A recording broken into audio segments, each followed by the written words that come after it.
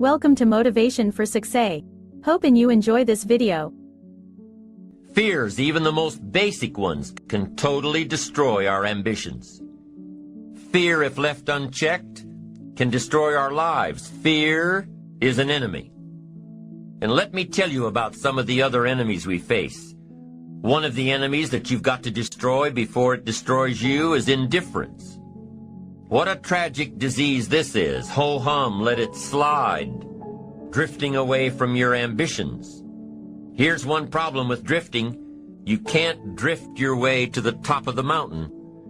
Next one, an enemy inside all of us, indecision. Indecision is called the thief of opportunity. It'll steal your chances for a better future. Take sword to this enemy. Next enemy on the inside is doubt. Sure, there's room for healthy skepticism. You can't believe everything. But you can't let doubt take over. Doubt the past and doubt the future and doubt each other and doubt the government and doubt the opportunities and doubt yourself. I'm telling you, it'll destroy your life and destroy your chances and empty your bank account and empty your heart. Doubt is an enemy. Get rid of it. Next is worry. We've all got to worry some, but don't let it conquer you. Let it alarm you. Worry is useful. Step off the curb and one of those zealot taxis is coming. You've got to worry, but you can't let worry loose like a mad dog that drives you into a small corner. Drive them into a small corner. Whatever's out to get you, you've got to get it. Whatever's pushing on you, you've got to push back. Illness is constantly testing the outer edges of your health plan. And if illness can find a weak spot, it'll muscle in and take the territory. Unless you've got enough discipline and power to say, I'm not going to let that happen. I'll work on my health plan enough to destroy it. The next enemy inside is overcaution, the timid approach to life. Timidity is not a virtue. It's an illness. And if you let it go and go, it'll conquer you. Timid people don't get promoted. They don't advance and grow and become powerful in the marketplace. Do battle with the enemy. Do battle with your fears. Do battle. Build your courage to fight what's holding you back. Do battle. Have the courage to fight back. Be courageous in your life and in your pursuit of what you want and who you want to become. Here are a few techniques to help build your courage. Number one, don't worry about things you have no control over. Don't spend your time thinking about all the bad things that might happen to you. Don't spend your time plotting and planning ways to make sure these things will never happen to you. Courageous people don't worry about the unlikely, things out of their control. Number two, face your fears before you start something. Make a list of the worst that could happen, and you'll probably see that it's not so bad after all. A friend of mine lost everything a few years back, home, cars, possessions, lost it all. So now, on her way back up, whenever she's faced with a tough decision, she asks herself, what's the worst that can happen? And guess what? She's already been through the worst and survived, so it's not an issue anymore. Now, you don't have to lose everything to lose that particular fear. But what I'm saying is, once you face your fear, you can move on. You'll see that you have the inner strength to deal with it. You'll probably never be faced with the situation at all. Why? Because you've already thought about it. And by contemplating what might happen, you'll chart your course to make sure that it doesn't. So the first courage-building technique is to put the remote possibilities out of your mind. The second, to face fears beforehand. And the third technique to build your courage is to imagine the alternative. See in your mind the end result of giving into your fear. Then really feel the gain of following your ambition courageously. See the difference. If you've been invited to address your national sales convention and are scared to death of public speaking, what should you do? Well, you could decline the invitation, or you could take some classes, read some books, and see yourself stepping up to a whole new league, increasing your opportunities for future success. Once again, it's your choice. Be fueled by your fears or face your fears. See, when you begin to understand and acknowledge your fear, and you go forth anyhow, you go forth in a spirit and a knowing that there's a way that you can begin to handle this. There's a way, what it is that you're seeking, that you have the capacity to handle it, to face it. And rather than feeling powerless, you begin to feel powerful. See, when all of the major downsizings that are taking place around this country, there are a lot of people who are biting their fingers in fear that they might lose their jobs.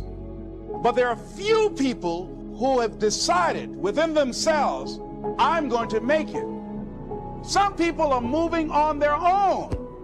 They feel within themselves, I've got what it takes to make it.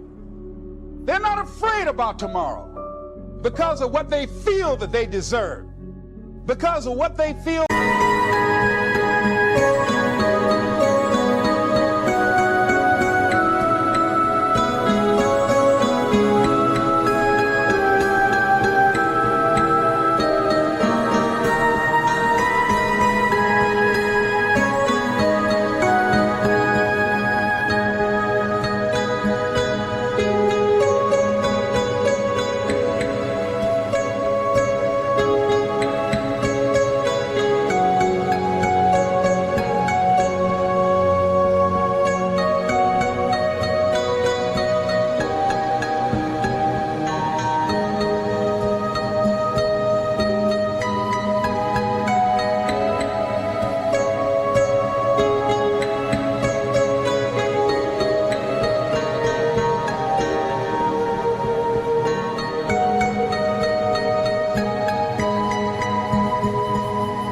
They can create for themselves, because these people have decided there's a way. Where there's a will, there's a way for me to begin to create a way out of no way.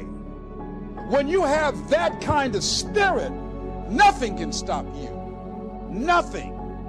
What would your life be like as you look toward the future if you decided, I'm not going to allow my fears to stop me?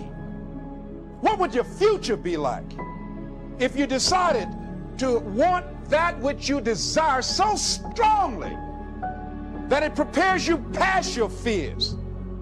As the one book says, feel the fear and do it anyway. What would your life be like? And I'm saying to you that all of us who have been entombed by fear have the capacity to resurrect ourselves. It's not easy. Can I do it? Yes. What's one of the ways to get started? Some of us need somebody to hold our hands. Sometimes we need somebody to help us out. Be willing to say, I don't know. Be willing to reach out. Be willing to get some assistance. I think it was Joe Frazier who said this one. He says, all of us are like the blind man at some point in our lives standing on the corner, waiting for somebody to lead us across. See, all of us at some point in our lives need some help, need someone to reach out to us. All of us at some point of our lives, we need that kind of help. Because we grow from the people we have in our lives that can enrich our lives professionally, spiritually, and all the dimensions of our lives. We don't grow in a vacuum. So as you look at yourself, what are the fears you have that maybe you need some help in strengthening yourself in that area? As you assess your strengths and your weaknesses and your passions and your dreams and your goals and the things that you want, if you decide to experience all of your true potential, as you decide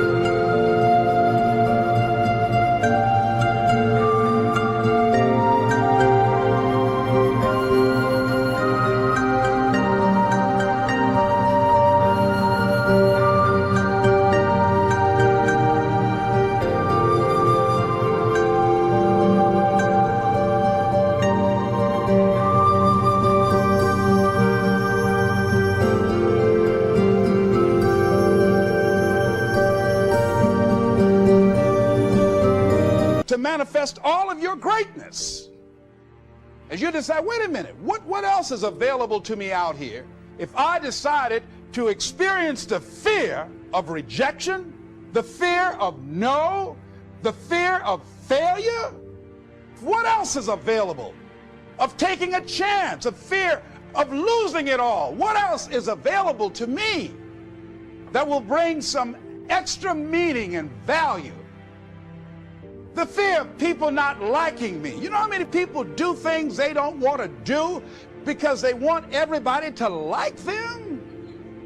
Excuse me, special announcement. Everybody's not going to like you. It's just not that kind of world. But you know, there are a lot of people who won't take positions on issues, who won't speak up for themselves because they don't want to make anybody mad. Bill Cosby, he said, I don't know what the secret of success is, he said, but here's what I know what the secret of failure is. Trying to please everybody. You can't please everybody. But there are people who have the fear of rocking the boat. Life is too short for that. Too short and unpredictable, moseying through. Not trying to disturb anything, not trying to shake anything up. You see, there are some people who have come through the universe and their level of contribution and the level of energy they manifest is so small, so inconspicuous that when they go, you won't even know they left. But there are some people, because of their personality, because of the investment of their time and their energy and the impact they have there, that when they go, everybody will miss them. See, when Mother Teresa checks out, everybody will know. Nelson Mandela, everybody will know. Why? Because of their contribution. Thanks for watching. Subscribe not to miss the next videos.